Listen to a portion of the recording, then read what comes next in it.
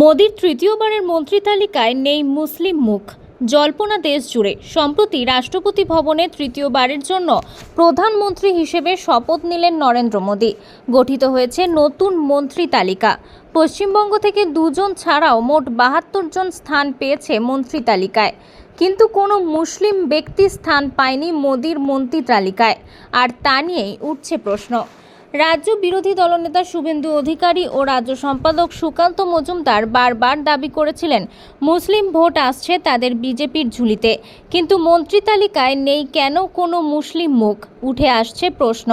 তবে এই বিষয় নিয়ে সরাসরি কেউ মুখ না খুললেও অনেকেই বলছেন নো ভোট তাই নো পোস্ট। তবে এই বিষয়টি অনেকটা নজিরবিহীন ঘটনা বলেও দাবি করেছেন অনেকে। উল্লেখ্য, প্রথম দিকে মুসলিম সম্প্রদায়ের কিছু সংখ্যক ভোট বিজেপির দিকে থাকলেও বাবরি মসজিদ ধ্বংসের পর থেকে অনেকেই মুখ ফিরিয়ে নিয়েছেন বিজেপি থেকে। তার প্রভাবও পড়েছে এবারের লোকসভা নির্বাচনে। উল্লেখ্য, খোদ অটল বিহারী বাজপেয়ীও বলেছিলেন মুসলিম সম্প্রদায়ের ভোট বিজেপির পক্ষে আনা অসম্ভব। তবুও অটল বিহারী বাজপেয়ী তার মন্ত্রিসভায় মুসলিমকে জায়গা করে দিয়েছিলেন, কিন্তু নরেন্দ্র মোদি মন্ত্রিসভাতে তা না থাকায় উঠছে প্রশ্ন। 2014 সালের মোদি মন্ত্রিসভাতে 2 জন মুসলিম জয়ী সাংসদ স্থান পেয়েছিলেন, কিন্তু এবারে সেই ভাণ্ডার শূন্য।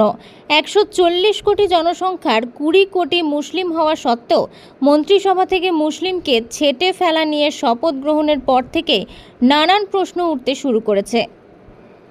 Bureau report, JB news.